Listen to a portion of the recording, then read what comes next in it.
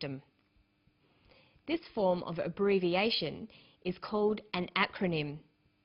With an acronym, we don't pronounce the individual letters, we pronounce it as a word. So we say IELTS, not IELTS. Some other examples of acronyms are AIDS, that's Acquired Immune Deficiency Syndrome, and RAM, Random Access Memory. Another example is ASEAN.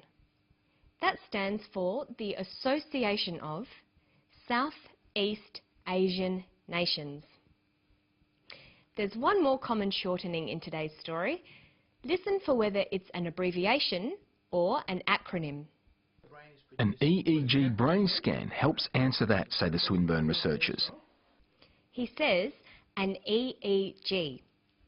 That's an abbreviation. We don't pronounce it EEG, we say EEG.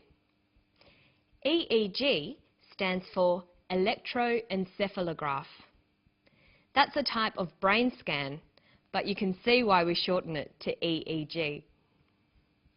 Notice that in formal academic writing, it's necessary to write out an abbreviation in full the first time you use it.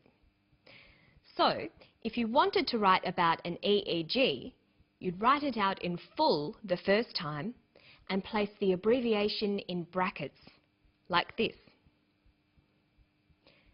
An electroencephalograph, bracket, EEG, bracket, can help treat patients. After that in your paper, you can just use the abbreviation on its own.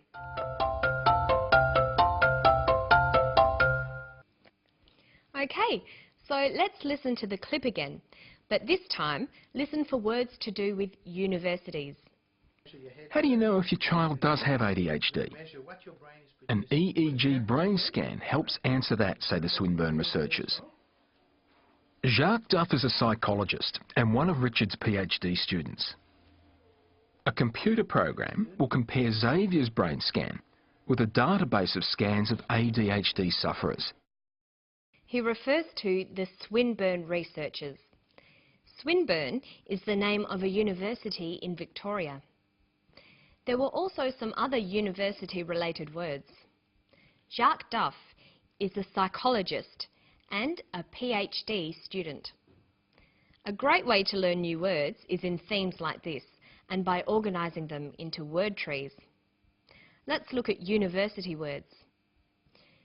Students might study for a diploma, a bachelor degree, an honours degree, a master's degree, or a PhD. Jacques Duff is a PhD student, so that's where he fits into this tree.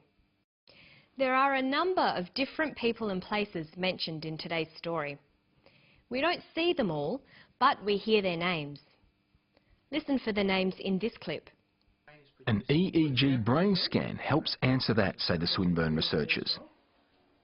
Jacques Duff is a psychologist and one of Richard's PhD students.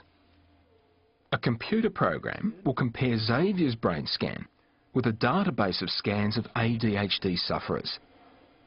The people he mentions are Jacques Duff, Richard, and Xavier. If someone has an uncommon name, people will often ask how their name is spelt. For example, Xavier is an uncommon name in Australia. So if I met Xavier, I might ask him, how do you spell your name? So it's a good idea to get used to spelling out your name. Xavier is spelt like this, X-A-V-I-E-R, Xavier. Jacques is also an uncommon name in English because it's a French name. In this case, we have both a first and a last name. His first name is Jacques, and his last name is Duff. A first name is sometimes called a Christian name. It's also called a given name. It's the name your family chooses for you. The last name is also called a surname or a family name. That's usually the name of one parent that's passed on to their children. Jacques' first name is spelt Jacques,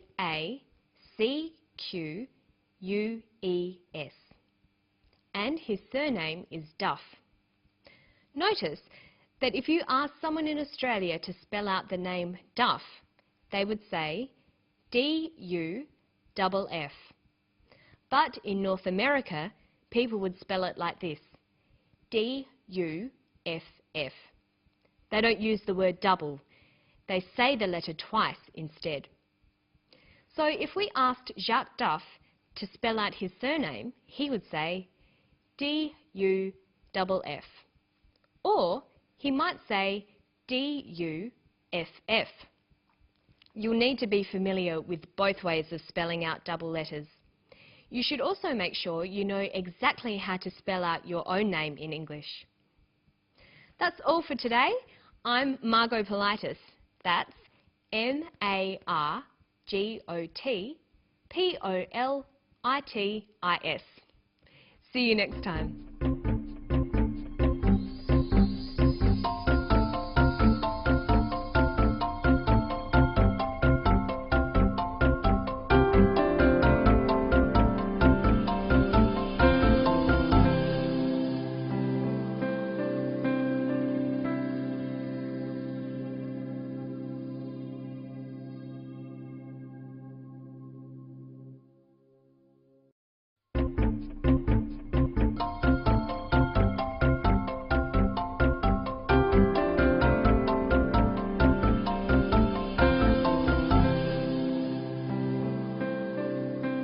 Hello, I'm Margot Politis. Welcome to Study English IELTS Preparation. Today we're going to look at ways of connecting ideas. There are many ways of doing this using conjunctions, words that join. First, let's listen to Paul Gibson, an architect, while he takes us on a tour of his new, environmentally friendly solar house. Well, we completed it about 2 years ago, and I guess one of the interesting things about it is that it's a fibro house, and most houses, I guess these days, are brick veneer, whereas this is fibre on the outside, timber on the outside, but there's bricks on the inside. Well, I guess the very high windows along the north side, going down to the lower ceiling height on the south, basically allows you to get a lot of sun in through these windows in winter. And the louvers which go out actually go to a point where the sun can be shaded completely in summer, but they can be opened to let the sun right back into the house through winter. This house actually has two north faces. There's the north face of all the living rooms, 3 actually, and then the master bedroom has a north face and the other bedrooms also have a north face. So it's trying to maximise what we call the aperture of the house, which is how much sun you actually get into in winter. Okay, now we've listened to Paul, let's look at the way he connected his ideas. Good communication, especially in an academic setting, is all about expressing and connecting both simple and complex ideas. There are many ways to do this. Simple sentences express a single, simple idea. The most simple sentence consists of just a subject and a verb. The door opens. The woman enters. The easiest way of connecting ideas is using coordination. That's taking 2 simple sentences and linking them with a conjunction or a joining word. The most common conjunctions are and but. Other common ones are yet, or, for, and so. We use the most simple conjunctions in place of a full stop. The door opens. The woman enters. The door opens and the woman enters. The door opens. The woman doesn't enter. The door opens, but the woman doesn't enter. Listen to an example here. Well, we completed it about 2 years ago, and I guess one of the interesting things about it is that it's a fibro house, and most houses, I guess these days, are brick veneer. It's a fibro house and most houses are brick veneer. It is a fibro house. Most houses are brick veneer. These are two simple sentences. They can be linked together to form a longer sentence called a compound sentence. It is a fibro house and most houses are brick veneer. Compound sentences have two independent clauses, two clauses that can be separate sentences. Here's another one. Ceiling height on the south basically allows you to get a lot of sun in through these windows in winter, and the louvers which go out actually go to a point where the sun can be shaded completely in summer, but they can be opened to let the sun right back into the house through winter. He's talking about the louvers. He joins together two sentences. The louvers go to a point where the sun can be shaded completely in summer. They can be opened to let the sun back in through winter. He joins these sentences together using but. Notice we use a comma as well.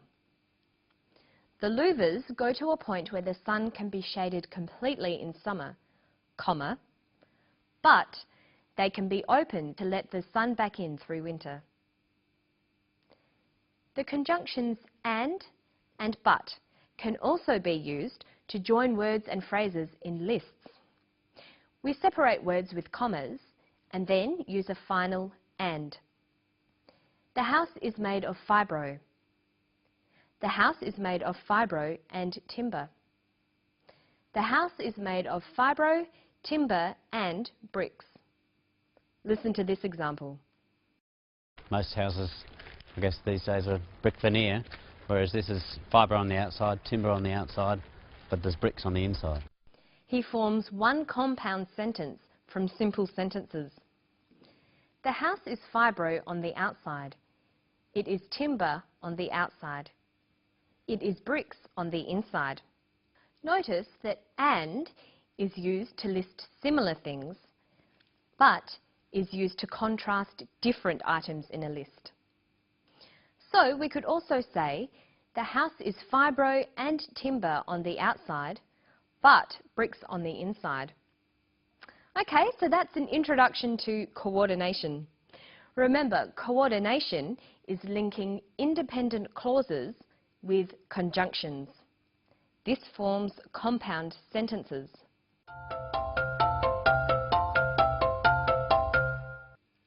Another way to join ideas is using subordination. Subordination is linking an independent clause with a dependent clause to make a complex sentence. Dependent clauses are clauses that cannot exist separately in separate sentences. They need or depend on each other. We can form complex sentences in two ways. We can use relative pronouns, who, whose, which, where, or we can use conjunctions like because or whereas. When writing or speaking, it's important for you to practice using a variety of sentences. You'll need to use simple, compound and complex sentences. Here's another example. Trying to maximise what we call the aperture of the house, which is how much sun you actually get into in winter. He uses an independent and a dependent clause here. Look at these two sentences. They are trying to maximise the aperture of the house. The aperture of the house is how much sun you get. He joins these two sentences together with a relative pronoun. They are trying to maximise the aperture of the house, comma, which is how much sun you get. Now let's practice that. Join these simple sentences to make compound sentences using coordination. Here, try to use and but. The master bedroom has a north face. The other bedrooms have a north face.